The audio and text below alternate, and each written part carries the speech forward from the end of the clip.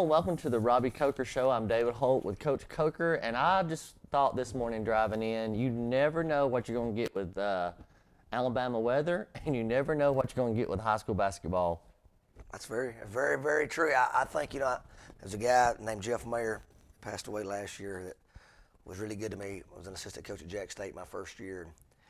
And when I talked about being a manager, he said, sit down, son, on the couch. He said, are you sure you want to base your livelihood on the decisions that 18 to 22-year-olds make? You got to be a little crazy to make that decision. Of course, now I've based my livelihood on decisions that 13 to 18-year-olds make. So anytime you got 13 to 18-year-olds making decisions, crazy things can happen. So there's no doubt high school basketball and you see it, especially in college basketball right now with them playing back-to-back nights in some leagues, the same two teams, 40-point differences. How does it happen? It's definitely about your approach and definitely about that ball falling in on certain nights. And it's certainly been a up-and-down season for sure. Well, before we get too deep in varsity ball, I want to talk a little bit about our junior high teams. Last night, both the junior high girls and the 8th grade boys were county champs. I thought that's a pretty good accomplishment for both teams. No question. If you remember when we started playing in October, the whole thing was, as soon as football season's over, they're going to shut them down. We're never, we're going to take, once we get to Thanksgiving, they're going to shut us down, just over and over. And I really appreciate the way our guys persevered. Our parents, I want to thank them. It was a season that the schedule might as well be thrown out the window. There was games canceled the day of. There was games moved. I kept telling our parents and our players, look, guys, you guys have worked hard. You put a lot of time in the game. We're going to try to get as many games as possible. And our 7th graders were able to play 24 games. Our 8th graders, I think, played 22 games. That's great. We had a situation where we had 3 kids miss 14 days, or 1 kid missed 10 days of quarantine in 8th grade, and 2 other kids missed 14 days, being close contact. I think we had a 7th grader miss because of close contact. So overall, to be able to get the season in, to be able to compete at the level they were able to compete at, I'm really proud of those guys. I think it was a lesson, really a life lesson in the sense of your attitude controls it. Yeah. You can be bitter, you can complain, you can get frustrated, or you can make the best of the situation. And I thought our guys did a great job of making the best of the situation. And obviously last night played really well in the finals, and was just a great way for those guys to end the season, and really, really proud of them. Well, it's fun to watch them from the beginning of the season till the end and watch how they've gotten better. They've learned to work together as a team. Like you say, you got people coming in and out. There's a long list of players. You know what? People wonder sometimes, why do we want to have 2 teams? That's why. Yeah. There's not enough time in a game, for that many guys. I believe every kid, all 20 kids, played in all 3 games in the county tournament. So that was certainly, And that's the feat on a coaching standpoint. Yeah, no question. About 6 of them probably played as much as they wanted to play. Yeah. But our guys had good attitudes, and we've talked about it before. You shouldn't enjoy sitting on the bench. You should want to play. Yeah. If you don't want to play, why are you putting all this time into it? So, but there's a right way to handle it. Yeah. And I think our kids did a great job of handling it. They were all excited in the locker room that we won, and everybody, like you said, I think we improved tremendously over the last 3 or 4 months, and now, the maturation process continues, and we'll see. There's usually a big jump from the 8th and 9th grade. Those hormones hit, they get a little bigger and stronger, and it'll be interesting to see, how this group progresses.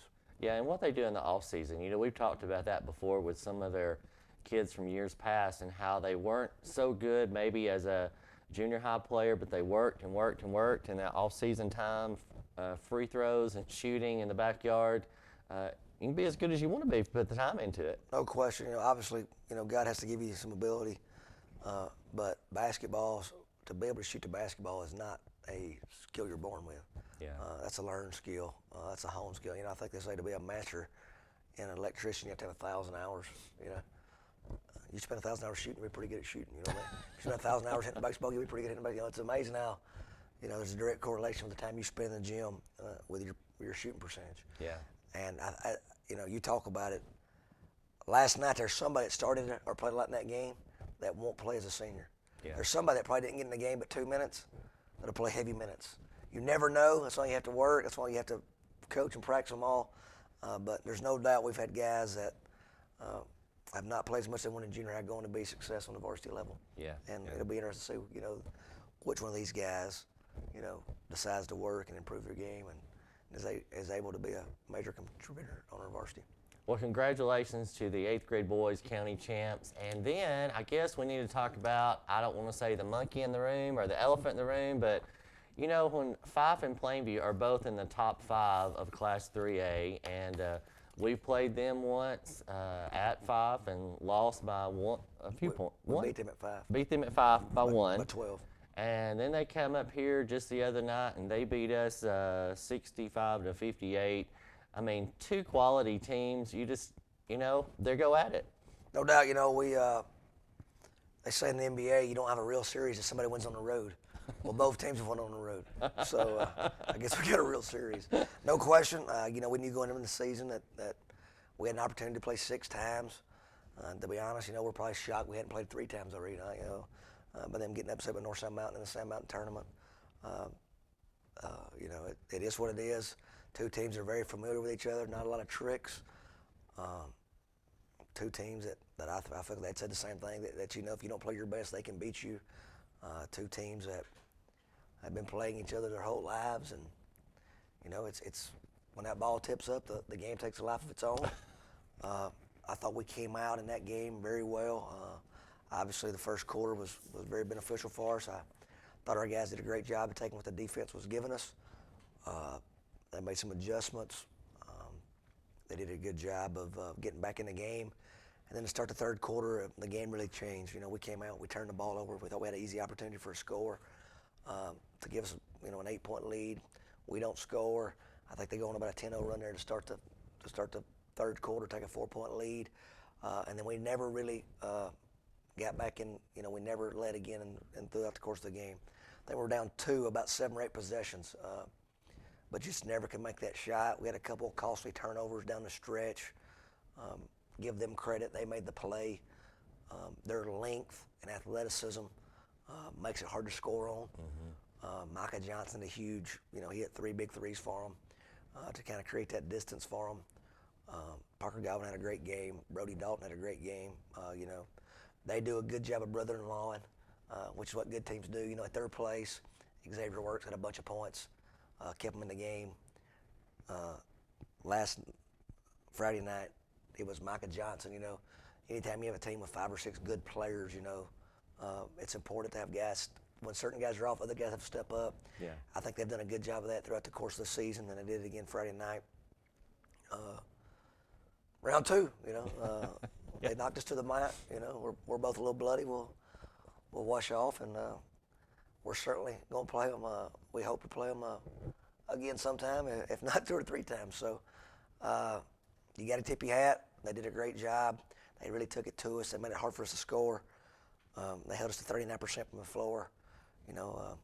Anytime you hold somebody to less than 40%, you got a chance to win. That's exactly what they did, and they deserve credit for it. Yeah.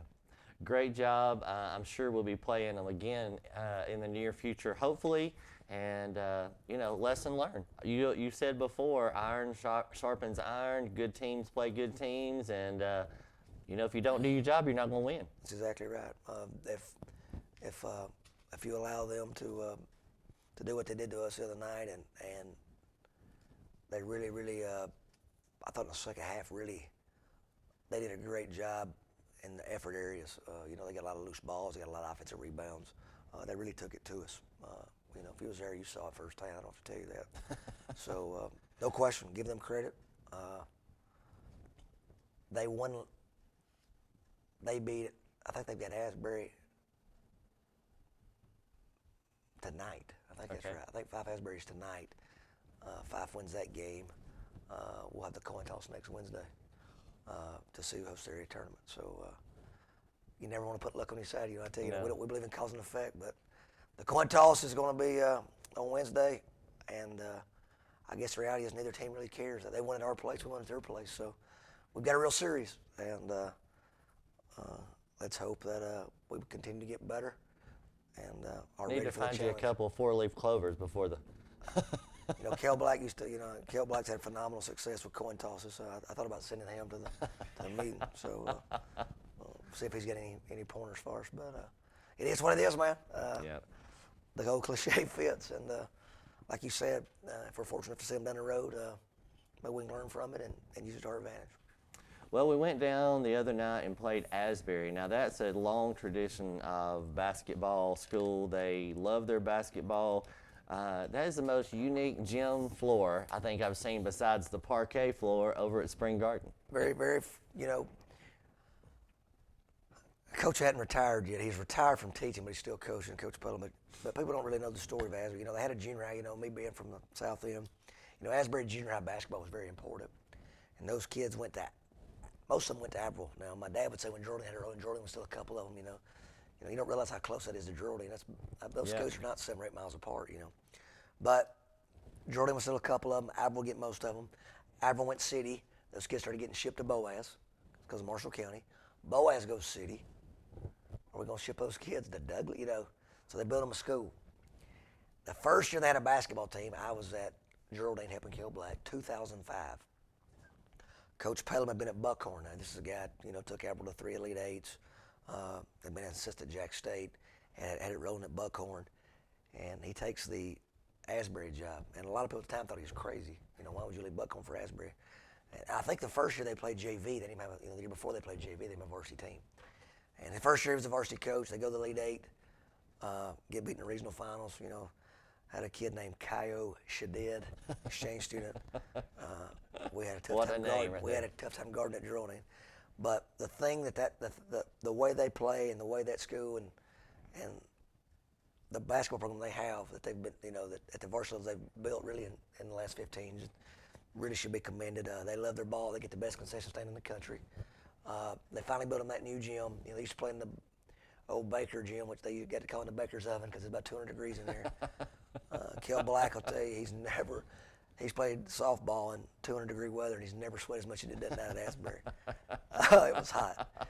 But they built that new gym and they've done a great job, and it's a gorgeous gym, great floor, a lot of space. It's kind of odd being there with a 20% crowd. Nobody hollered at me as much. Usually it's phenomenal. There was a few. There was a few hecklers, but not like the tradition that Asbury brings, Yeah. So, but yeah, it's a great, great basketball environment. And we went down there, and I thought we did a pretty good job of handling the situation. Shot the ball really well. Made 41% from 3, 60% from 2. It's hard to lose when you shoot it that way. I thought our guys did a good job of sharing the ball. I say that we only had 9 assists on 27 field goals, but it seemed like we had more than 9. But I'm not going to question Mr. Ayers. I've learned the hard way. If you question Mr. Ayers, you'll usually be wrong. So, but overall, I thought our guys did a good job. I was real pleased with Bryce Luther. Bryce came in, went 3 for 4 from 3, and had 7 rebounds. We've got a team rebound banner. Cole had 8. I just thought we did a good job of team rebounding. This group's got to get better at that. You guys know 5 kind of punked us on the glass a little bit. We've lost Jacob Henderson. You guys know our big senior, ACL surgery. As we speak, I had to be down there at 6:30 this morning in Birmingham. So this group, I challenged them on Saturday. We watched film after the foul game on Saturday, and I challenged their toughness. There's not going to be, people are going to guard you. There's going to be nights the ball don't go in the basket. But I really thought, the 50-50 balls and offensive rebounds, we got a little bit punked on. And I challenged their toughness. Well, on Monday, Henderson tears his ACL. So, everybody, he was one of our tougher kids, one of our, effort guys. And so I told the guys, I said, you better be careful what you ask for, I guess, We didn't ask for it to be easier. We said we're going to get tougher.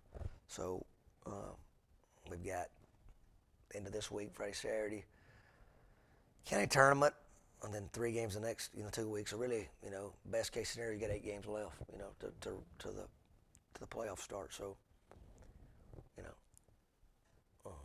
we're going to see if we're going to get tougher. And I'd like to say some prayers today for Jacob Henderson.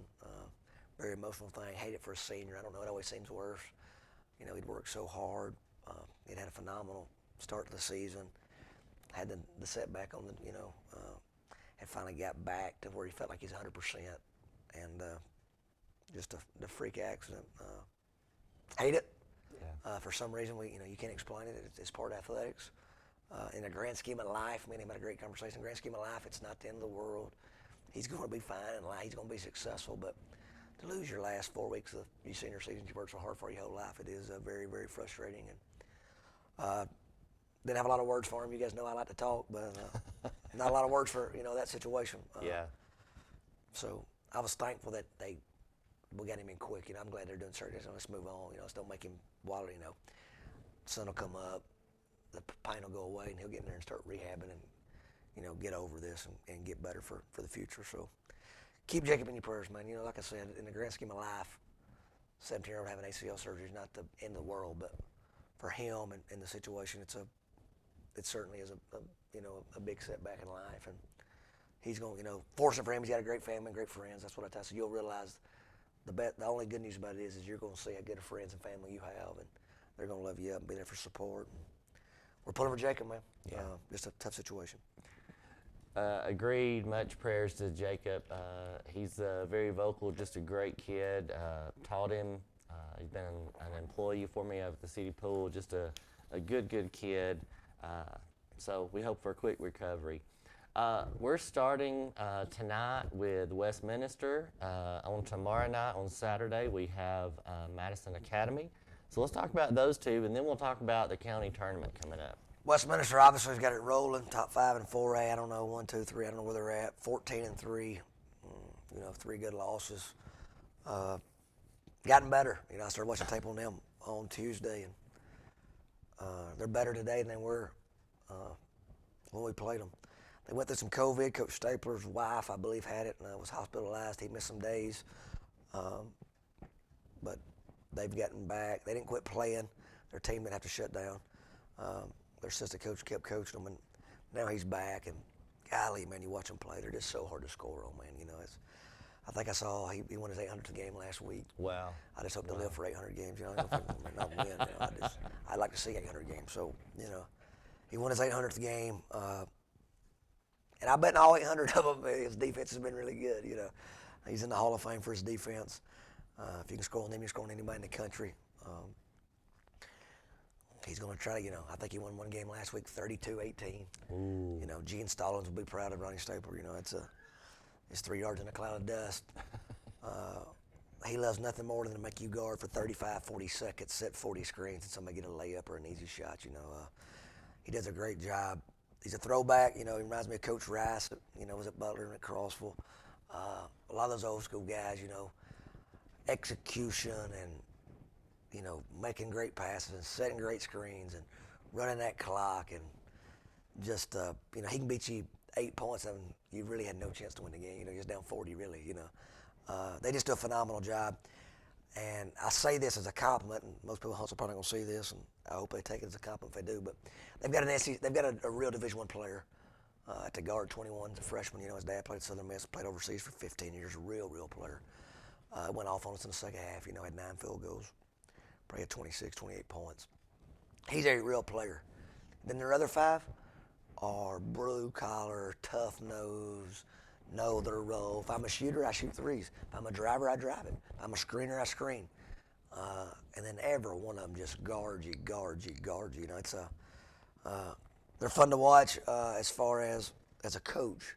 But to coach against them is like going to get a root canal, With no anesthesia. The problem is nobody's going to give me any gas tonight. So we get our hands full. Obviously over there, Coach Stapler wouldn't disagree. But we choked one off.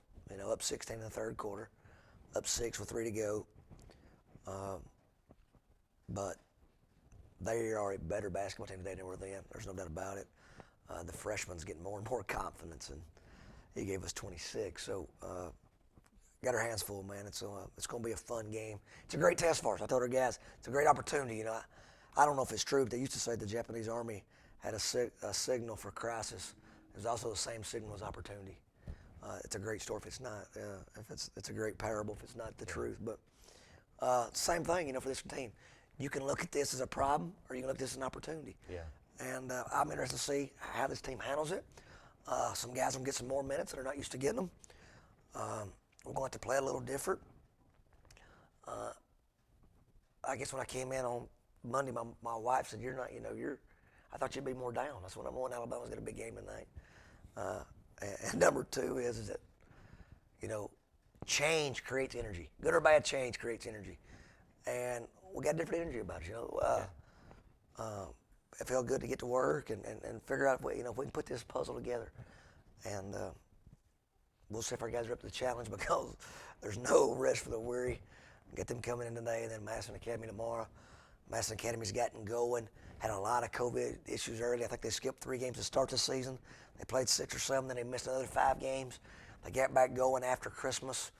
Had good success over at the Scottsboro tournament. They've got it going again. Coach Blackson, I respect as much as anybody in the state of Alabama. Does a phenomenal job coaching. He's got a son that plays. That's a heady, gutsy coach's son, just like you'd think he'd be. They've got 3 or 4 athletes. So the next 2 nights is certainly going to be challenging for our men, but I hope they look forward to it, and I hope we're ready to go. That was one thing I noticed about the Asbury game. When you take Jacob out of that mix and you're trying to find your way, it does seem like a little bit of a puzzle trying to get those pieces to gel and who's dependent on whom. Luke Smith's been under the weather. When we get him back, who knows? That's on the doctors. It's above my pay grade.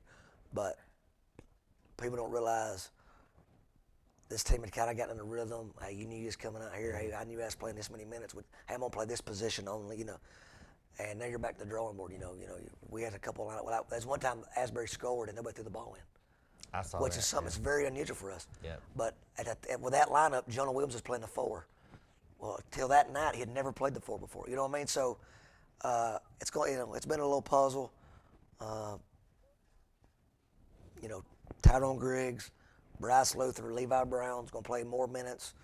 All 3 of those guys have been wanting more opportunity, as they should. Like we talked about with the junior high, you should want to play more. Yeah. They've got their chance. We can develop some depth. Maybe they can develop some confidence. Maybe I've been playing them. Maybe I haven't been playing them enough. I'm not above reproach either. Maybe. Would you say Melissa would agree with that? Oh, no question, no question. So. There's a shout out to your wife there. That's great. It's going to be interesting. It's going to be fun. It's going to bring energy. We've had to change a couple ways we guard thing. I've probably watched more film of us and more film of teams that we don't even play in college basketball this week than I have since the pandemic. So it's a great opportunity for our guys. It's a great opportunity for our team. The good news is that Westminster nor Madison Academy will eat us either way. It's a basketball game. Yeah. The rim's going to be 10 foot. So it's going to be fun. It's going to be a challenge, and like you said, if we don't play well, we'll lose. So that's all you can ask for. County tournament, DeKalb County varsity basketball tournament starts on Saturday. It'll be over at the Coliseum. Ider High School is hosting that. I get to keep the clock. I'm excited about that. I love to watch high school basketball and be a part of that on the sideline.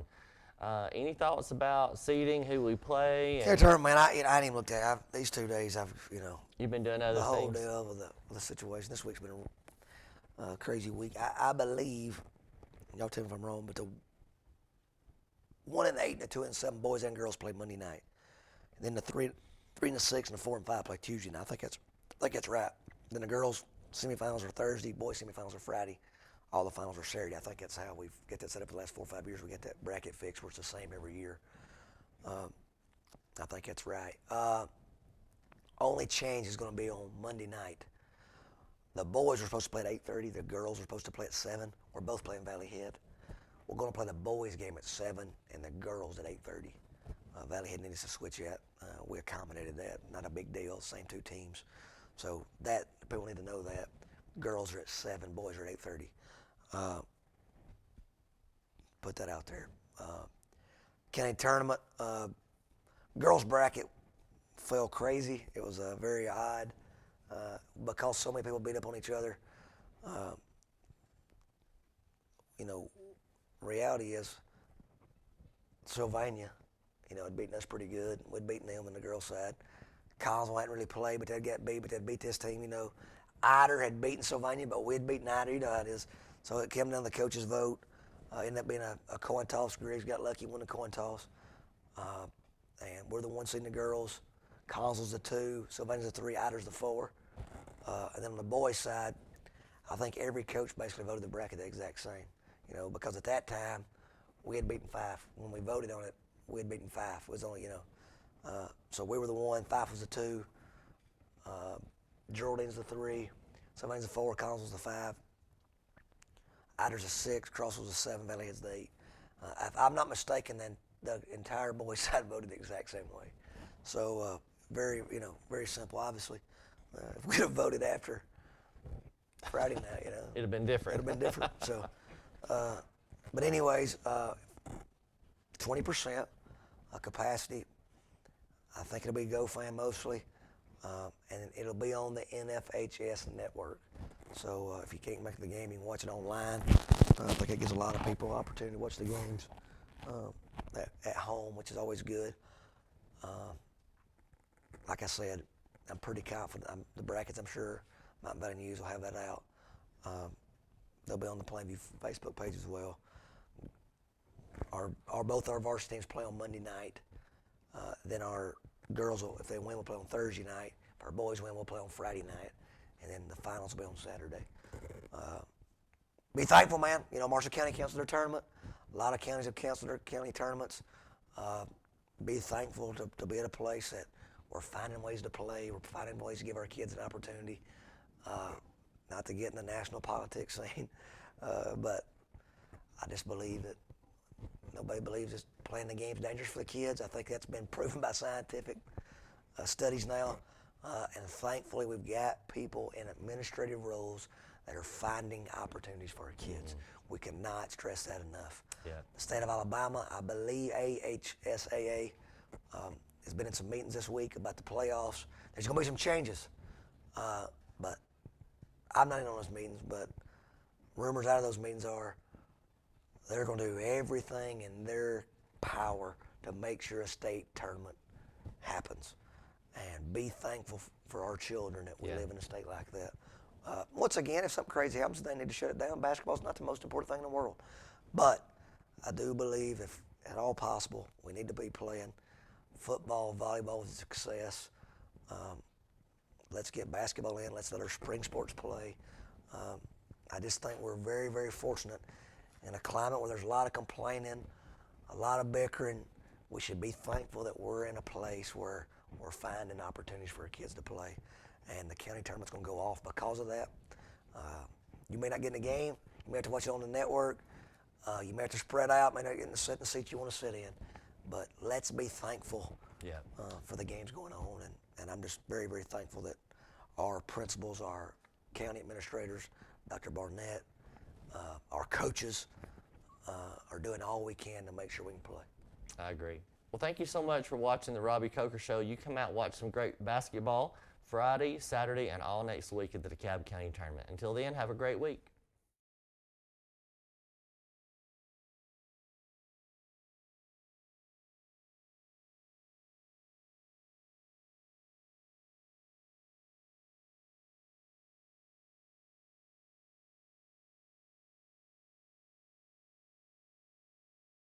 Hey folks, this is Andy White down here at Bobby Ledbetter's Twin City, and I want to invite everybody to come down here and see us. We're located at 1015 Gulf Avenue South here in downtown Fort Payne, and I want everybody to come down and check out our inventory. Bobby always keeps the inventory refreshed. We've got new stuff coming in every single day, a lot of stuff going out every day. Listen, we appreciate everybody in the area coming down here, letting us earn your business. I'm telling you what, this year's been great for us, and every year we get nominated and then we get voted in as the best in DeKalb. So I want to tell everybody we appreciate y'all doing that for us. Let us know we're doing everything right. So y'all come down here and see us, 1015 Gulf Avenue South. You can shop us on the web at Twin City Used Cars, or you can just give us a call at 256-844-2210.